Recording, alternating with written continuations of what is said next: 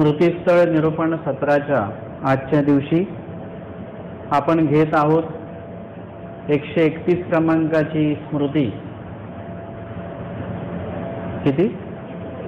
132 क्रमांकाची स्मृती आपण घेत आहोत. पूज्यनी निषेधपूर्वकानुसरण निर्वची देमाईसा पुनसंबंधानुवादू. पुन्हा संबंध आणि परमेश्वराची नव्याने भेट म्हणजे काय या संदर्भामध्ये आजची स्मृती आपल्याला प्रबोधन करणार आहे. एक वेळ उजनीये हुनी बंदीजन कटक देवगिरीसी आले. एक दिवस उज्जैनवरून काही लोक जे आहेत ते कटक देवगिरीला आलेले होते. ते कटक देमाईसासी भेटले आणि ते कटक देमाईसांना म्हणजे देवगिरीच्या ज्या देमाईसा आहेत त्यांना त्या ठिकाणी ते भेटले. आणि मग तेही देमाईसा पुढे सांगितले आणि त्यांनी देमाईसा पुढे म्हणजे त्यांच्याकडे माहिती दिली. गोसावी यांचे नाम उच्चारुनी म्हणितले गोसावी उजनीय असती. स्वामींचं नाव त्यांनी घेतलं, नाम घेतलं म्हणजे नाम उच्चारलं आणि त्यांनी सांगितलं की स्वामी कुठे आहेत? उज्जैनला आहेत. मग देमाईसी मनी म्हणितले आता जाईन म्हणजे आत्तापर्यंत स्वामी इथून तर गेलेले आहेत पण आत्ता ह्या क्षणाला स्वामी कुठे आहेत हे देमाईसांना माहिती नाही, कारण की खूपसा कालावधी लोटून गेलेला आहे. परंतु त्यांना या लोकांकडनं जेव्हा माहिती मिळाली की स्वामी कुठे आहेत? उज्जैनला आहेत, मग ते मनामध्ये म्हणतात की आता मी जाईन आणि स्वामींना भेटेन. भटोबासा पुढा सांगेन. परंतु जाताना आधी काय करावं लागतं? ज्यांच्या अधीन आपण आहोत त्यांची आज्ञा आधी आपल्याला घ्यावी लागते, त्यांना सांगावं लागतं, सूचित करावं लागतं आणि त्यानंतर पुढे ते जे काही आज्ञा देतील त्यानुसार आपण वर्तन करायचं असतं. कधी कधी असं असतं की काही गोष्टी आपल्याला स्वतःला लक्षात येत नसतात.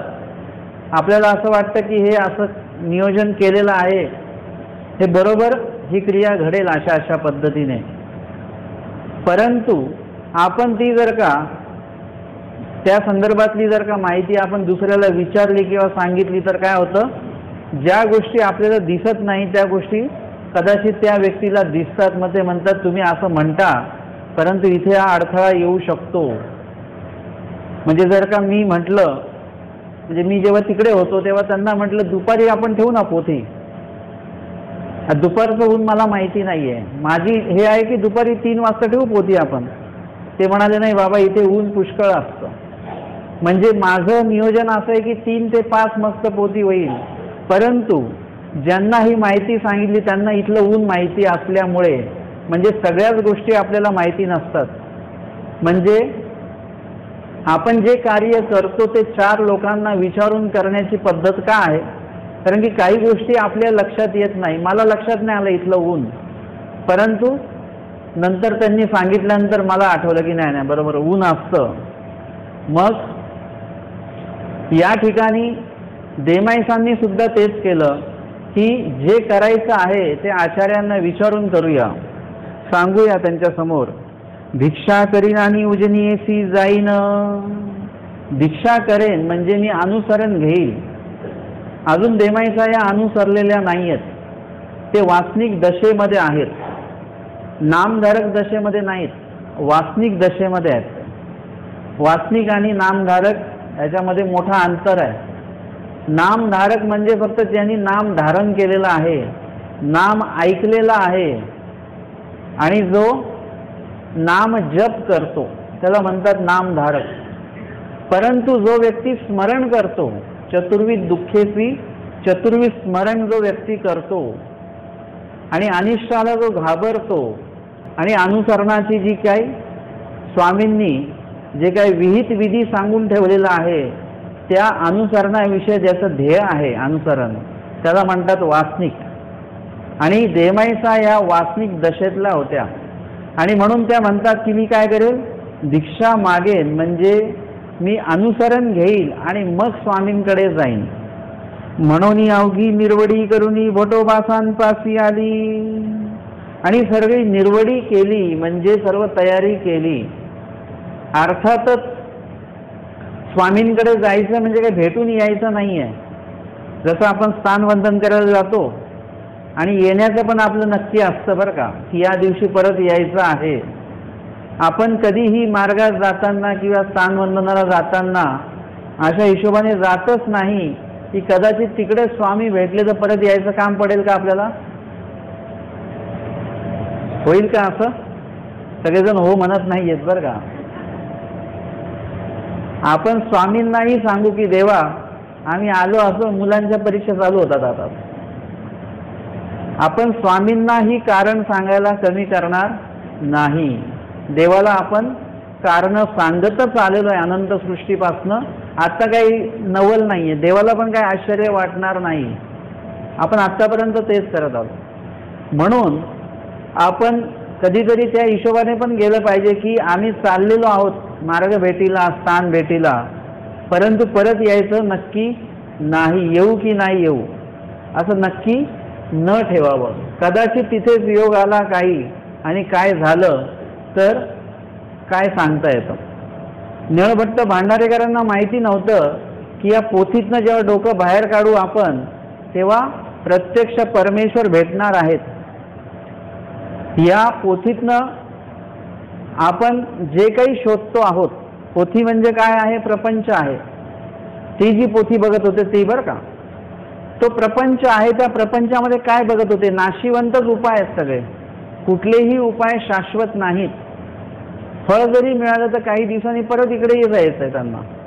म्हणून प्रत्यक्ष जेव्हा त्यांनी मान वर केली, स्वामींना पाहिलं आणि स्वामींच्या उत्तराच्या माध्यमातून त्यांना बोधही झाला आणि लगेचच्या लगेच ते निघालेले आहेत.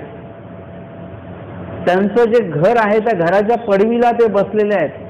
त्यांच्या घराला हे माहीत नाही की हा माझा घराचा मालक, माझा मालक आता पडवीत बसलेला आहे, परत घरात येणार नाही.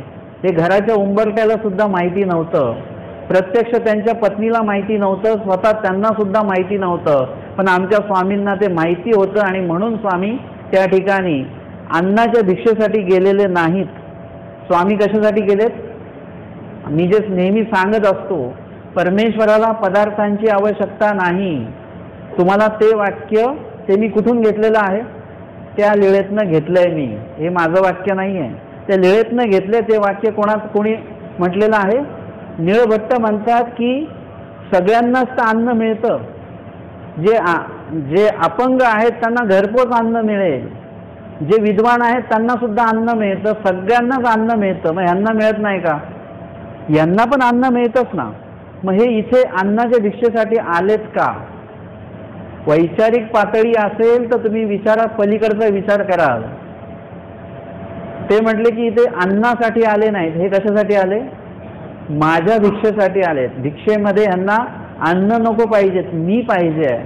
आणि लगेच स्वतःचं जे काही आयुष्य आहे ते स्वामींच्या झोळीमध्ये त्यांनी समर्पित केलेलं आहे. एवढी मोठी भिक्षा त्यांनी स्वामींना दिलेली आहे. म्हणजे आपल्या स्वतःचं आपल्याला काही माहीत नसतं की काय होणार आहे पुढे. आपण त्या उद्दिष्टाने प्रवास केला पाहिजे. आणि म्हणून यांनी जो प्रवास सुरू करणार आहे देमाईचा, ते काय म्हणतात की भिक्षा करेन आणि मग जाईन, म्हणजे त्याग करून जाणार आहे. स्वामींना भेटल्यानंतर परत यायचं आहे का त्यांना? स्वामींना भेटल्यानंतर परत यायचं नाही. आपल्याला जर का कळालं की स्वामी आलेले आहेत डोमेग्रामला आणि आपण जाऊ, भेटू आणि परत भेटून परत येऊ, असं कधीच होणार नाही की स्वामी आले डोमेग्रामला आणि कायमस्वरूपी अमरावतीच्या उपदेशांची संख्या कमी होऊन गेली. कारण की सगळे कुठे जाणार? स्वामींसोबतच राहतील, परत इकडे येणारच नाही अमरावतीला. असं झालं पाहिजे. बघा स्वामी कधी येतात आणि कधी नेतात तुम्हाला लोकांना. ते अर्थातच देमाईसांनी ते लक्ष ठेवलेलं आहे की परत यायचं नाही. भिक्षा म्हणजे अनुसरण घेऊन जाणार नाहीत, अनुसरणारच म्हणजे त्यागच करायचा. परत इकडे यायचंच नाही, घराकडे स्वामींसोबतच राहायचं. म्हणून अवघी निर्वडी करूनी, अवघी निर्वडी, अवघी म्हणजे सर्व, निर्वडी म्हणजे तयारी करून त्या निघालेल्या आहेत. भटोबासांजवळ आल्या, भेटी झाली. येताची सांगितले तरी भटो तेथनी जाईन. आल्या आल्या त्यांनी काय केलं? येताची सांगितले. जे धर्मकार्य मनामध्ये आहे, अंतकरणामध्ये आहे आणि आचारामध्ये त्यांनी आता ते आणणार आहेत, ते धर्मकार्य भेटल्या भेटल्या भटोबासांना त्यांनी काय केलेलं आहे? ते धर्मकार्य आधी सांगितलं. आपल्यासारखी अन्य वार्ता तिथे करत बसले नाहीत. कधी कधी असं होतं की आम्हालाही लोक भेटले की खूपसं सांगत राहतात, अन्य वार्ता होत राहते खूपशी, त्याच्याचं आम्हाला काही आवश्यकता नसते, आम्हाला सुद्धा नसते, काही नसते, तरी ते आम्हाला सांगितलं जातं. परंतु इथे देमाईसांनी तसं नाही केले, अन्य वार्ता करत नाही बसले, धर्मवार्ताच केली की स्वामी या उज्जैनला आहेत असं मला कळालेलं आहे. तरी भटो मी तेथनी जाईन, तर मी तिथे जायचा विचार केलेला आहे, सर्व तयारी मी केलेली आहे असं ते आचार्यांना सूचित करतात. यावरी भटोबासी म्हणितले जाऊनी काही कराल.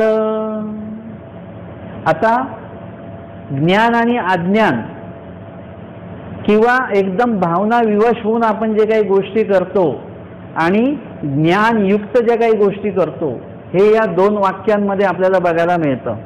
एक वाक्य देमाईसांचं आहे, एक वाक्य भटोबासांचं आहे. ते म्हणतात मी तेथं जाईन, हे भावना विवश होऊन बोललेलं ते वाक्य आहे. आणि भटोबाग जे म्हणतात तेथं जाऊन काही कराल, हे ज्ञानयुक्त बोललेलं वाक्य आहे. त्यांनी जे म्हटलेलं आहे ते एक त्यांच्या एक स्वाभाविकपणेच आहे. स्वामी अमक्या ठिकाणी ते कळल्यानंतर आपण पण तयारी करणारच आहेत. परंतु भटोबाग जे बोलतात ते काय बोलतात? ते वचनोक्त बोलतात.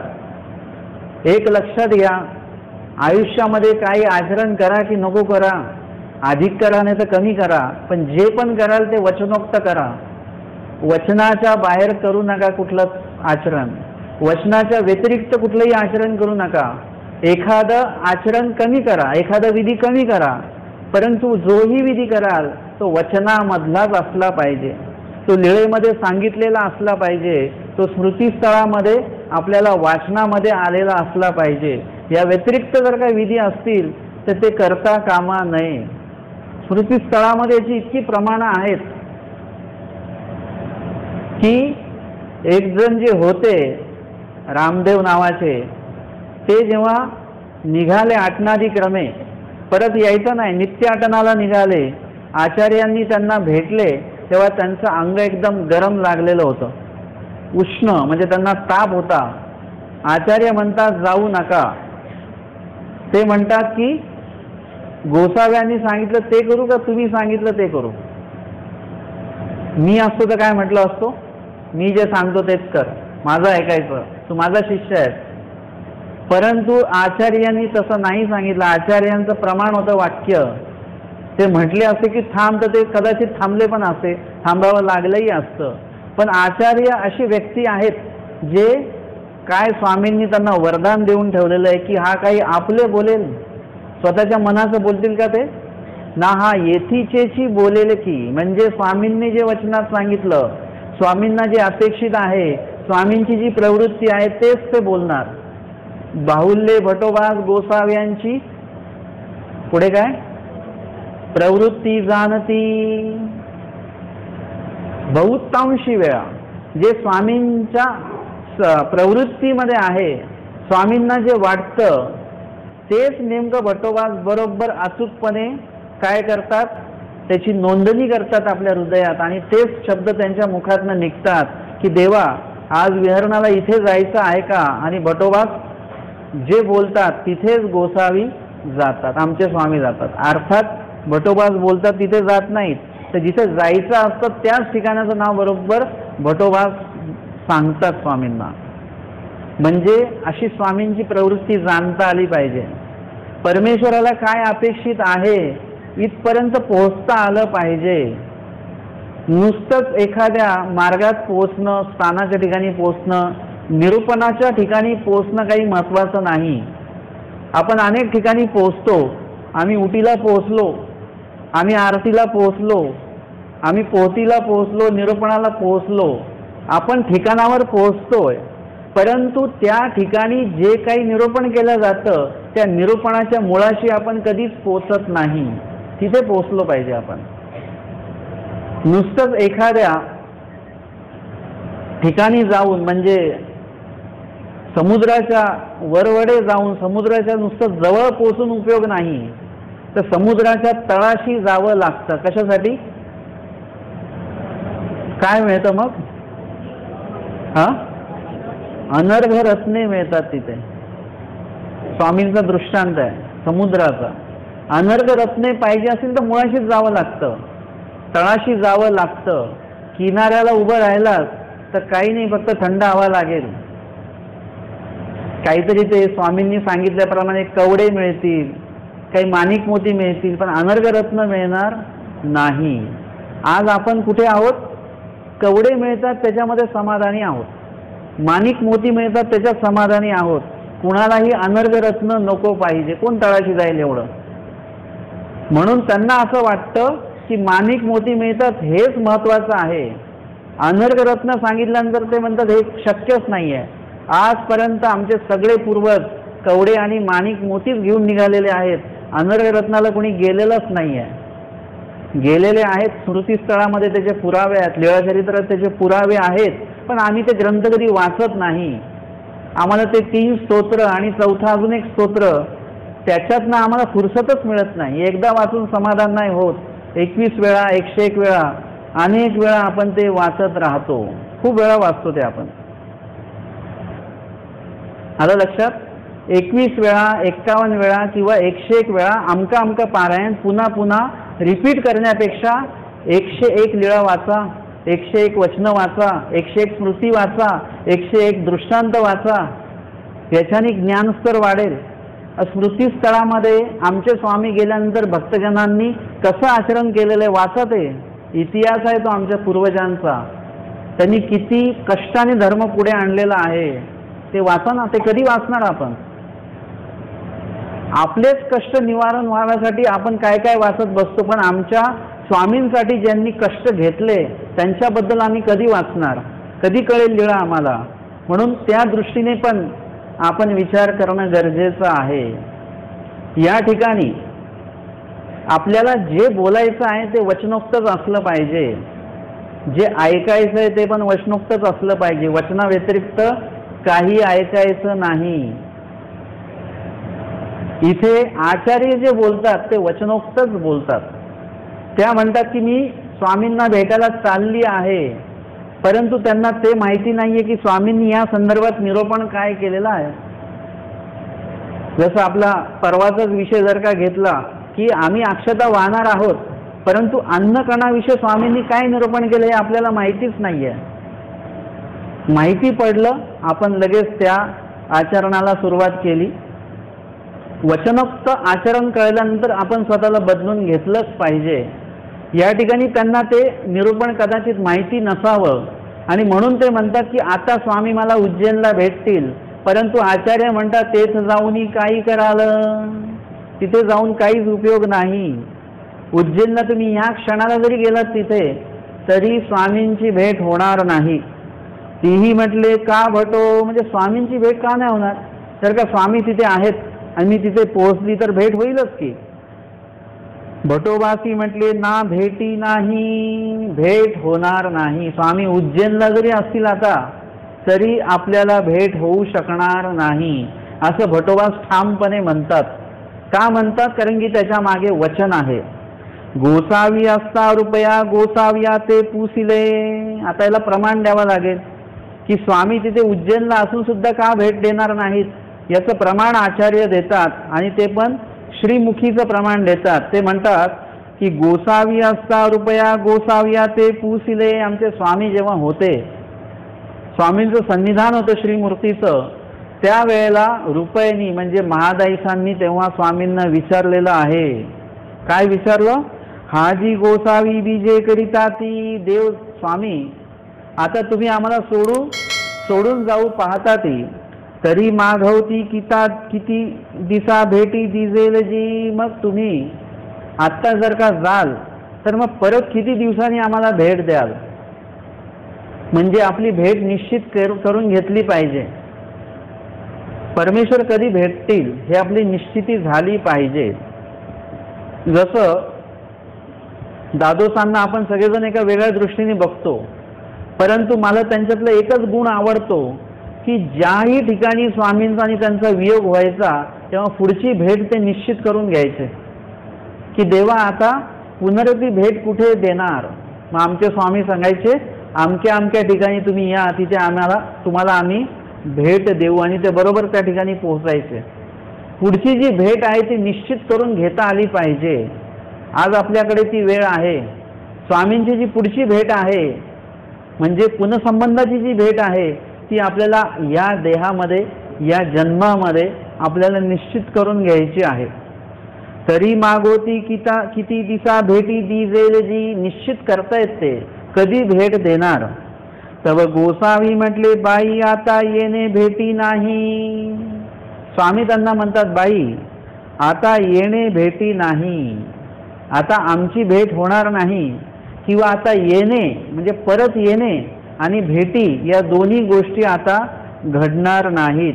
आता आम्ही जे चाललो ते चाललो, आता परत तुम्हाला भेट देणे नाही. आता तुम्हा नव्यासी भेटी, आता तुम्हाला भेट होणार नाही, तर आता नव्यासी भेटी म्हणजे नवीन कालावधीमध्ये आम्ही तुम्हाला भेट देणार आहोत. नव्या संबंध म्हणजे आत्ता इथे तुम्हाला जे काय आम्ही सांगितलेलं आहे, विहित केलेला आहे, विधी विहित केलेला आहे, तो विधी तुम्ही आचरण करायचा आहे. आता यानंतर तो विधी तुम्ही यथायोग्य प्रमाणामध्ये जर का आचरण केला वगैरे तर तुम्हाला आम्ही नव्या भेटी म्हणजे नव्याने भेट देणार आहोत. जशी एखादी वस्तू असते जुनी झाली, त्याला आपण काय करतो, पूसपास करून त्याला रंगरंगोटी केली की आपण काय म्हणतो, नव्याने ती वस्तू आपल्याकडे परत आली. नव्याने म्हणजे नवीन स्वरूपात आली.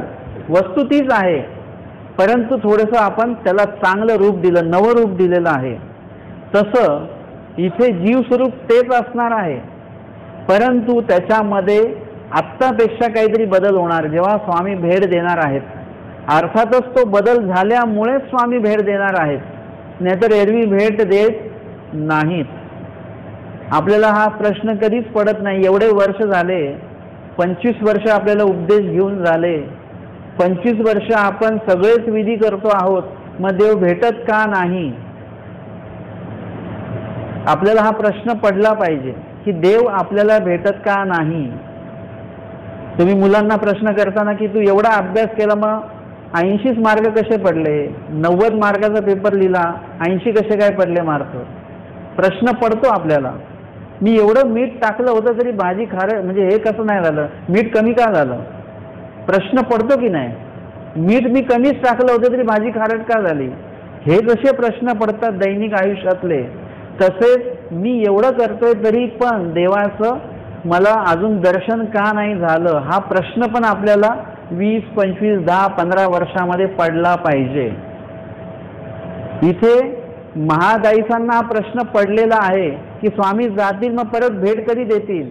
भेट तर झालेलीच आहे, विधी सुद्धा विहित केलेला आहे, परंतु महादाईसांना काय करायचं, भेट निश्चित करून घ्यायची आहे की परत स्वामींना भेटावंच लागणार आहे आम्हाला, परत स्वामी भेटलेच पाहिजेत. असं नाही की विहित विधी केला आणि निघून गेले स्वामी, आम्ही आयुष्यभर विधीच आचरत राहायचा आणि स्वामी भेटणारच नाहीत, असं नाही झालं पाहिजे.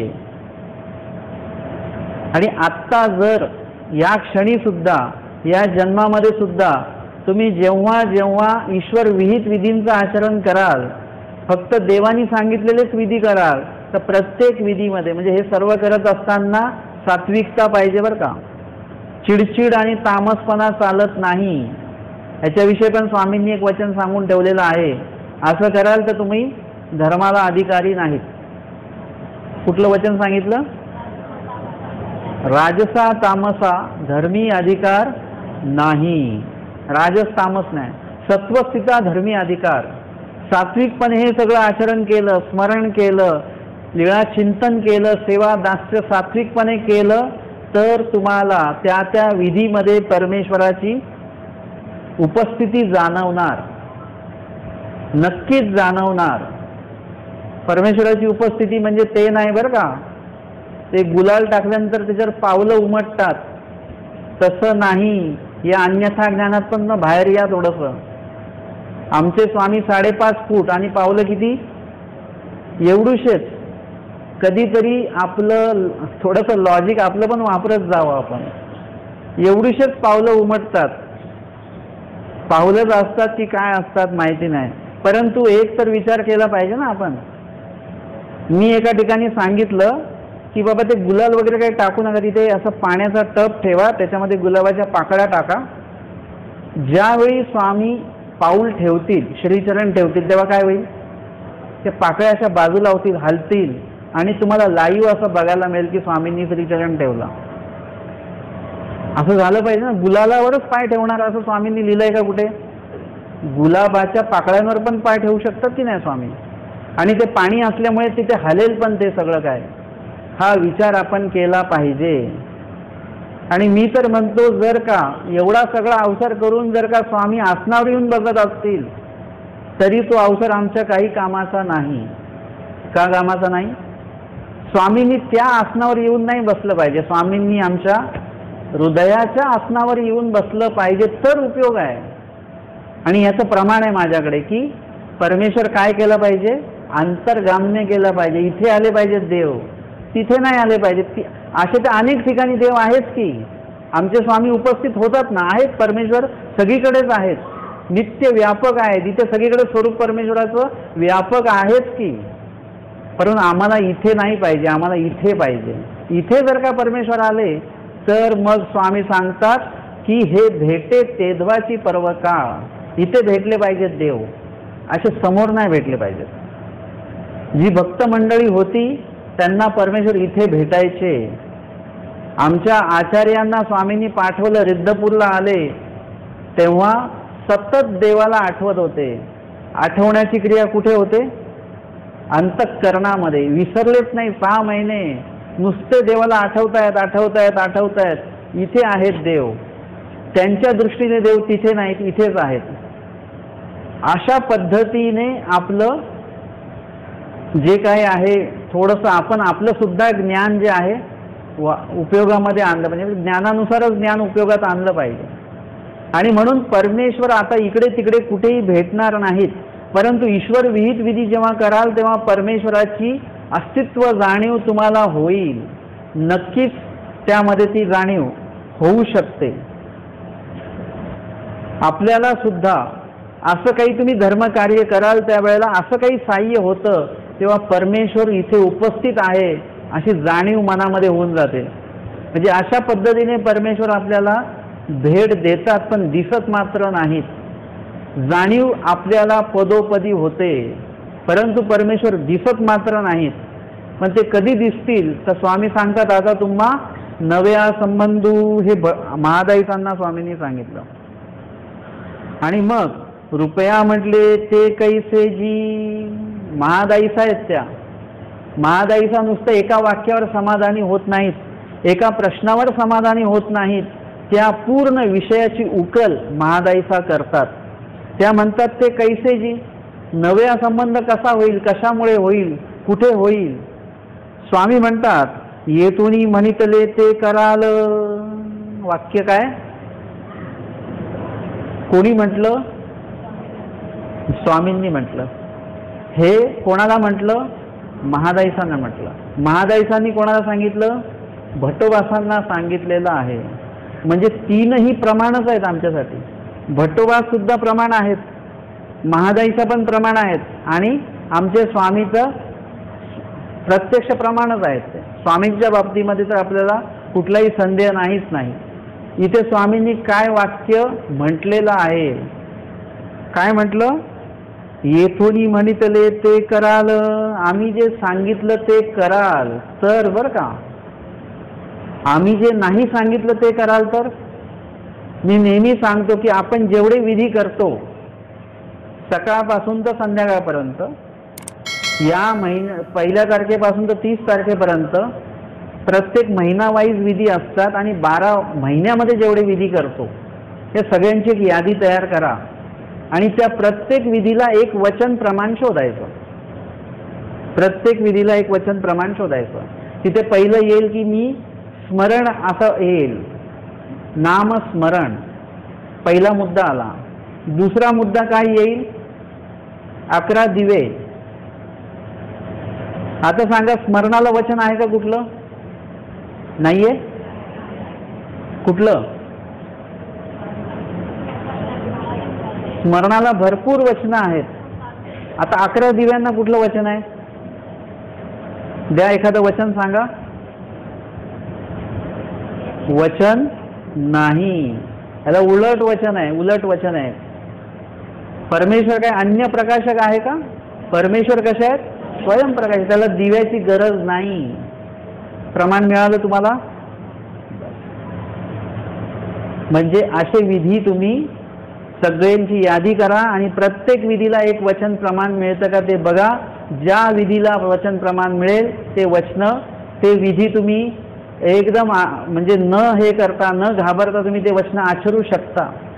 ज्या विधींना तुम्हाला प्रमाणच नाही भेटणार त्याच्याविषयी तुम्ही संदेह बाळगून राहा की पाळायचं की नाही पाळायचं ते वचन, म्हणजे ते बघितलं पाहिजे. या ठिकाणी स्वामी म्हणतात येथून म्हणितले कराल. आम्ही सांगितलेलं जर का करत असाल तरच सुखिया श्रीमंताच्या घरी पुरुष होणी जन्मवी जाल. सुखिया श्रीमंताच्या घरी. सुखी म्हणजे कुठलाही ताप त्या ठिकाणी नाही, कुठल्याच प्रकारचं दुःख त्या ठिकाणी नाही. ते घर कसं आहे? सुखी.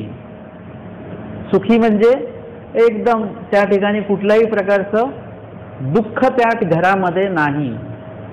आणि श्रीमंत म्हणजे कुठलाच पदार्थ उणा नाही, जे म्हणाल तो पदार्थ उपलब्ध होईल अशा प्रकारचं जे घर आहे.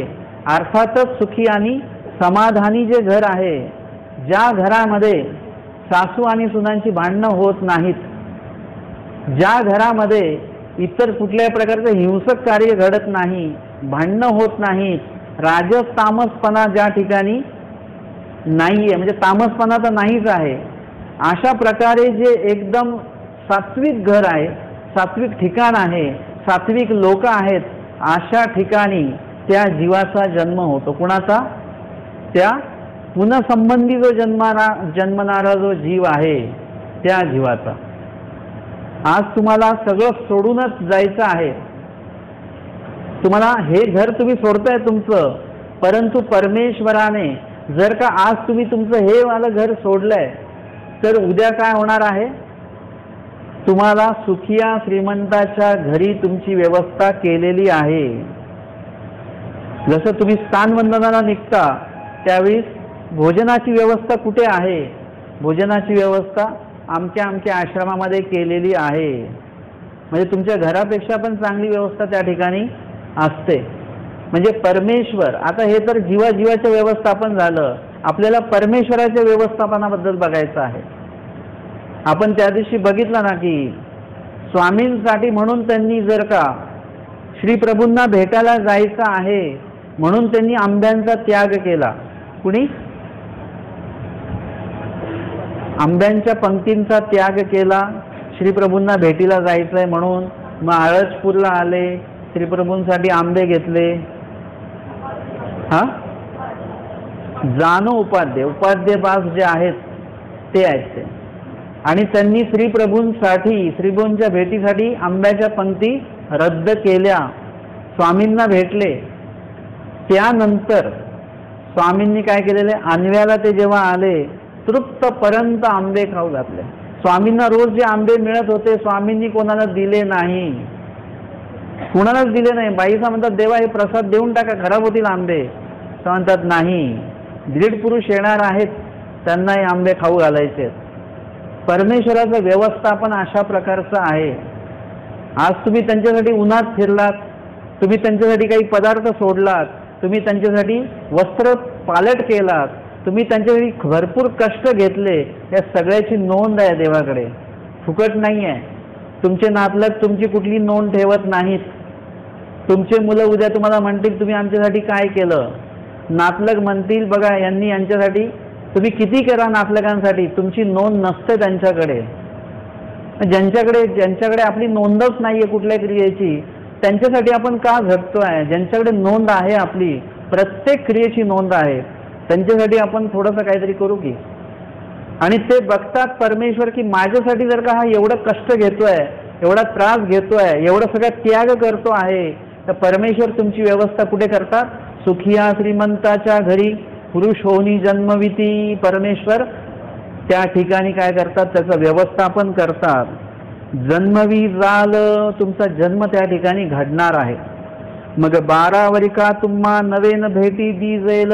12 वर्षाचे जेव्हा तुम्ही होता त्यावेळीच आम्ही तुम्हाला नव्याने भेटी देणार आहोत. तुम्ही आमच्यासाठी नवीन असणार आहात. म्हणजे त्यावेळी आत्ता जेव्हा तुम्हाला आम्ही असन्निधान देतो आहोत, आत्ता तुमच्याकडे जी अयोग्यता, अनधिकार, खंती आहे त्या गोष्टी असतील, किंवा तुमच्याकडे जे काही दोष आहेत, जे तुमच्या शाब्द ज्ञानाला चरित करण्यासाठी अडथळे आहेत, जर का आम्ही सांगितलेलं जे विहित विधी आहे तो जर का तुम्ही केला तर तुमचे ते सर्व अडथळे निघून जातील. अनधिकार जाईल, अयोग्यता जाईल, खंती जाईल, योग्यता होईल, अधिकार घडेल, कणव घडेल, जीवस्वरूपी एक विशिष्ट प्रकारची उजळता येईल. आणि मग तुम्ही अनुसरण सिद्धार्थ नेलं, तुम्ही तुमचं शाब्द ज्ञान चरित झालं असं तिथे निश्चित होतं. आणि मग परमेश्वर त्या जीवाला घेऊन जातात. तोपर्यंत परमेश्वर नेत नाहीत. अनुसरल्याचे जीने मरणे परमेश्वराच्या अधीन असतात. बरं, परमेश्वर त्यांना ठेवतात किंवा नेतात. अनुसरण ज्यांचं नाही झालं, म्हणजे देवाने सांगितल्या पद्धतीने नाही आचरत, त्यांचं जन्ममरण कुणाच्या हातात? कर्माच्या हातात आहे, देवतेच्या हातात आहे. आणि म्हणून इथे परमेश्वर त्यांचं शाब्द चरित झाल्यानंतर, त्यांना पुनःसंबंधाची योग्यता त्यांची झाल्यानंतर आणि नामप्राप्ती ते करी एवढ्या प्रमाणामध्ये जेव्हा ते नाम स्मरण करतात, तेवढी योग्यता कमावतात.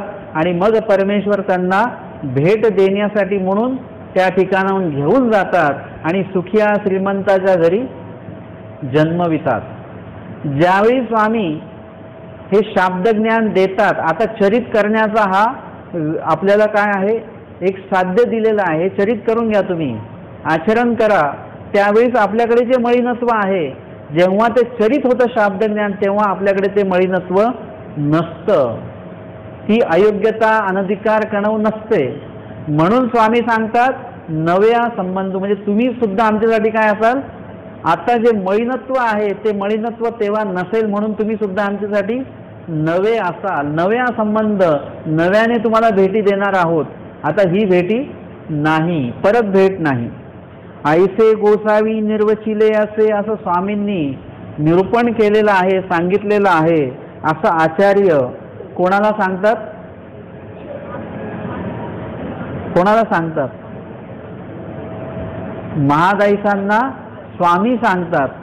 परंतु हा सर्व निर्वच स्वामींनी केलाय हे कोण कोणाला सांगतं?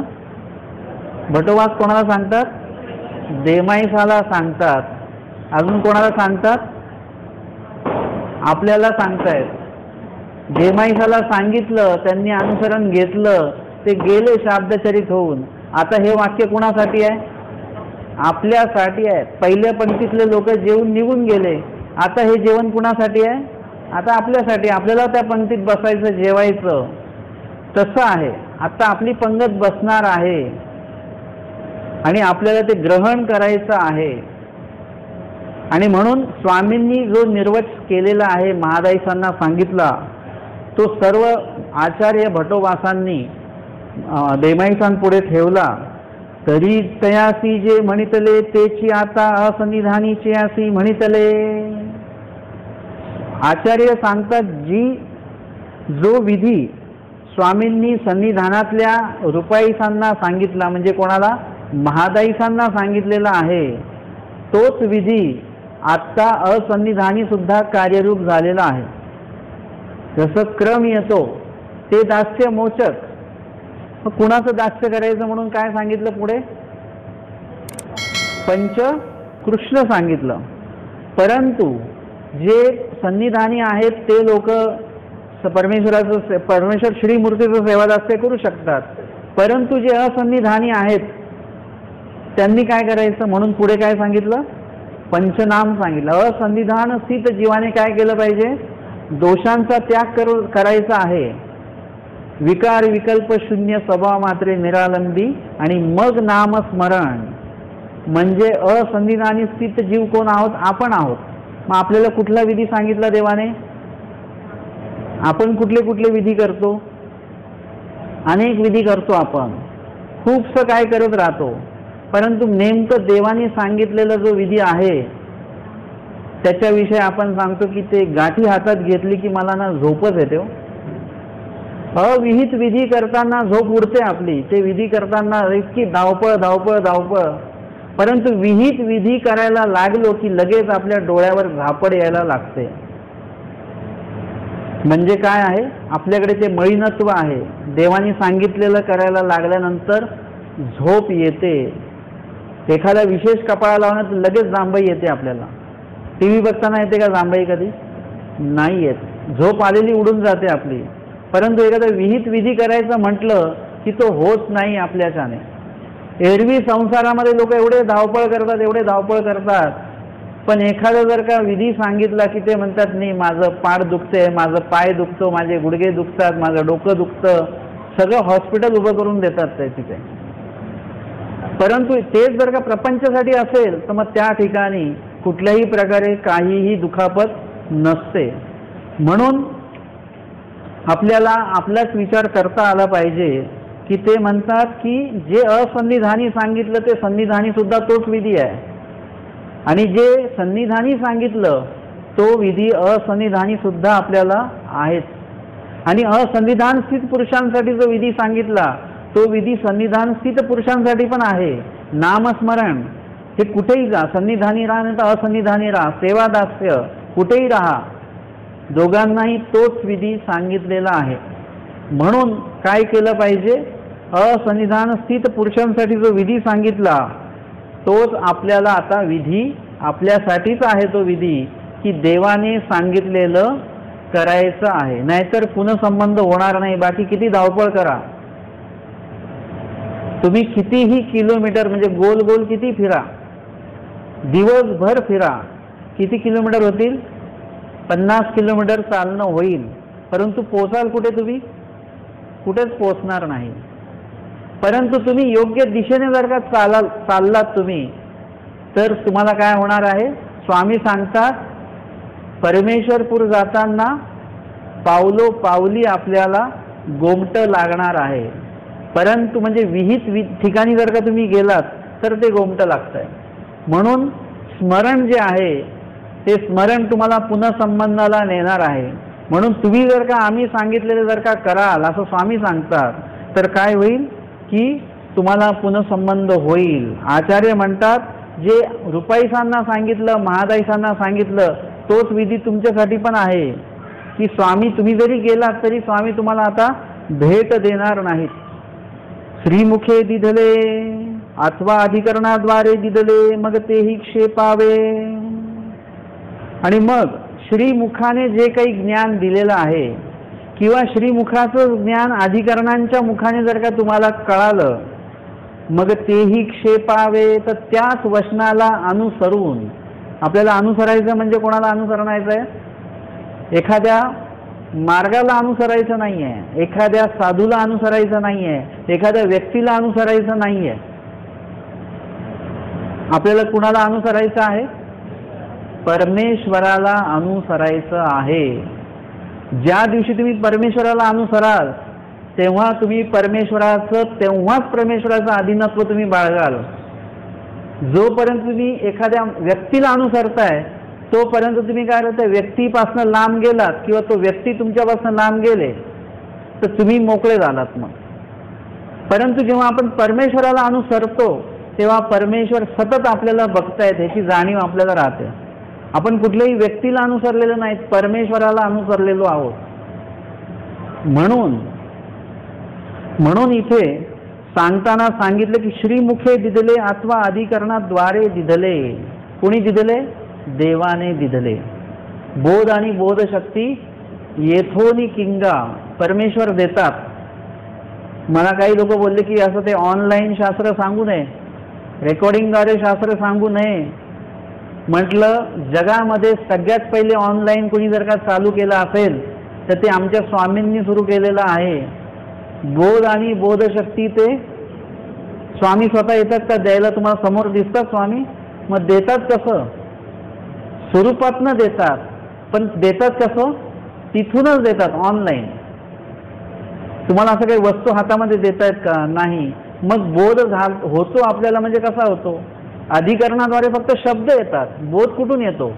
देवाकडनं येतो. सगळ्यात पहिले आमच्या स्वामींनी ती ऑनलाईन सेवा सुरू केलेली आहे. सरळ देतात, तुमच्या जीव स्वरूपी जे द्यायचं ते देतात. म्हणून जे दिधले म्हणजे श्रीमुखे दिधले किंवा श्रीमुखातनंच अधिकरणांना दिलं आणि तेच ज्ञान जर का तुम्ही ऐकलं आणि तेच जर का आचरण केलं तर तुम्ही थोडा जरी बदल केला तरी त्याची चव बदलणार. तुम्ही भाजीची रेसिपी तुम्ही लिहून घेतली आणि लिहिता लिहिता तिथे मिठाच्या ऐवजी साखर लिहिलं तर काय होईल? चव वेगळंच चव होणार. एक पदार्थ जरी त्याच्यातला बदलला तरी त्याची चव बदलणार. तुम्ही चहा पत्तीच्या ऐवजी कॉफी टाकली त्याची चव बदलणार. बनवायला गेले एक आणि बनलं वेगळंच. तसं तुम्ही अविहित जर का वाक्य धरून ठेवले तर तुम्ही करायला जाल एक. तुम्हाला असं वाटेल की देव मिळणार आपल्याला, देव भेटतील, पण तुमची दिशाच जर का बदललेली आहे. तुम्ही परमेश्वरपुराकडे न जाता तुम्ही प्रपंचपुराकडे जर का निघालेले आहात तर तुम्ही रुद्रपूरला कधीच पोहोचणार नाही, किती चाललात तरी. त्यासाठी तोच रस्ता धरला पाहिजे. म्हणून सांगितलेलं आहे, मग तेही क्षेपावे. जे वचन वाक्य आहेत ते प्रमाण धरूनच आपण क्षेपलं पाहिजे. जो जन्म क्षेपी म्हणजे त्याच पद्धतीने आपण आपलं आचरण केलं पाहिजे. मग त्या नवेन भेटी तर मग त्या व्यक्तीलाच परमेश्वर भेट देतील. अस्तिबरीमध्ये एकदम स्पष्ट सांगून टाकलं देवानी, देवता स्मरणे जो जन्म क्षेपी. म्हणजे कसा क्षेप येणार? विकार आणि विकल्पाची शून्यता झाली पाहिजे, केली पाहिजे. मग स्वभावाला मात्रा देणं घडतं. विकार विकल्पाची शून्यता होत नाही तोपर्यंत स्वभावाला मात्रा देणं घडणार नाही. स्वभावाला मात्रा दिली की लगेच आपोआप तुम्ही आलिंबन रहित होता. तुम्हाला जर का तिखट खायची सवय आहे आणि तुम्ही पोथीला जर का आलात तर तुम्ही काय करणार? चटणी सोबत घेऊन येणार. तुम्ही आलिंबन चटणीचं राहणार. भाजी फिक्की असते तर मला चटणी लागते, म्हणजे आलिंबन त्याच्यामध्ये येतच. निरालंबी कधी होणार? ज्या स्वभावाला मात्रा दिली की आलिंबन रहित तुम्ही होता. आणि हे पहिले 4 दोष जर का तुम्ही बाजूला केले की लगेच स्मरण घडेल. तोपर्यंत स्मरण तुम्हाला कधीच घडणार नाही. तोपर्यंत आपलं जीवस्वरूप तन दैले वावर असणार आहे. सुक्षेत्र कधीच होणार नाही. ते स्वामींनी सांगितलेले शून्यता, मात्रे आणि आलिंबन रहितता हे जेव्हा तुम्ही आणाल तेव्हा तुमचं हृदय, तुमचं जीवस्वरूप सुक्षेत्र होईल. आणि मग त्या ठिकाणी तुम्ही स्मरणाचं जर का आयोजन केलं तर तुमचं नामस्मरण चांगलं होईल. तुम्ही स्वतः अनुभवता की घरी स्मरण चांगलं होत नाही, पण मार्गात गेलं, मंदिरात आले की स्मरण चांगलं होतं. म्हणजे तुमचं सुक्षेत्र होतं, तिकडे तन धैले वावर असतं तुमचं. आणि म्हणून इथे आपण तो दृष्टांतही बघितला, 2 दृष्टांत पण हे बघितले आणि सोबत हे पण बघितलं की आपल्याला काय करायचं, आपलं जीव स्वरूप स्वच्छ करायचं आहे आणि मग ते स्मरण होईल. आणि ह्या सर्व दोषांपासून लांब, दोषांना लांब ठेवून आणि गुणांचा स्वीकार करून, म्हणजे स्मरण हा गुण जो आहे तो तुम्ही जर का स्वीकारून जर का तुम्ही आचरण करत असाल आणि अशा पद्धतीने तुम्ही जर जन्मक्षेपला, जो जन्मक्षेपी तयासी पुनरपी, परमेश्वर त्यालाच भेट देतात, बाकीच्यांना भेट देत नाही. अस्तिपरी एकदा घरी गेल्यानंतर परत वाचा. चष्मा नसेल आपल्याला तरी दुसऱ्याचा चष्मा लावून वाचा तो, की ते वाक्य नेमकं सांगतं काय आहे. त्या वाक्याचा विचार केला पाहिजे. जसं ते असतं ना, एखाद्या फॉर्मवर सगळं लिहिलेलं असतं आणि खाली नियम असतात, त्याचे ते एकदम बारीक अक्षरात असतात. तुम्ही अख्खा फॉर्म नाही वाचला तरी चालेल, पण ते कंडिशन आपल्या ते वाचलंच पाहिजे, नाही तर ते तुम्हाला अडचणीत आणू शकतं. आमच्या स्वामींचे जे कंडिशन आपल्या आहे ते काय आहे, जो जन्म क्षेपी त्यालाच आम्ही भेट देऊ. हे आम्हाला अडचणीत आणणारं नाहीये, आम्हाला अडचणीतनं सोडवणारं कंडिशन आपलं आहे. म्हणजे ते स्वामींचे जे नियम आहेत की आम्ही त्यांनाच पुनःसंबंध देणार जो अशा पद्धतीने जन्म क्षेपणार आहे. म्हणून आपण त्या मनस्थितीमध्ये राहायचं नाही की आम्ही जे करतो ते बरोबरच आहे, जे बरोबर आहे तेच आम्ही केलं पाहिजे. या मनस्थितीमध्ये तुम्ही या आणि स्वतःचा अहम असेल तो काढून टाका की आम्ही आतापर्यंत हेच आचरण करत आलो. विषय सोडा. हे आता कुठल्या जगामध्ये आहात तुम्ही? आता वचनं मराठीमध्ये आले तुमच्या लोकांसाठी. आजपर्यंत लिपीमध्ये होतं सगळं, तुम्हाला वाचता येत नव्हतं. आज तुमच्यासाठी मराठीमध्ये तर आलंच आलं, मराठीमध्ये त्याचे अर्थ आले, मराठीमध्ये त्याचं टीका शंका प्रयोग सगळं मराठीमध्ये आलेलं आहे. अशा पद्धतीने आपल्यासाठी एवढं मोठं आयोजन परमेश्वराने केलं. म्हणून ते वाक्य पण आपण पुन्हा एकदा नव्याने वाचलं पाहिजे, तर नव्याने परमेश्वर आपल्याला भेट देणार आहेत हा विषय आपल्या लक्षात येईल. या ठिकाणी आचार्यांनी सगळी माहिती दिली. मग त्या नवेन भेटी येतुकीनी देमाईसी मानिले, दंडवत केले आणि देमाईसाने लगेच ते मान्य केलं की तुम्ही म्हणता ते बरोबर. का बरोबर म्हटलं त्यांनी?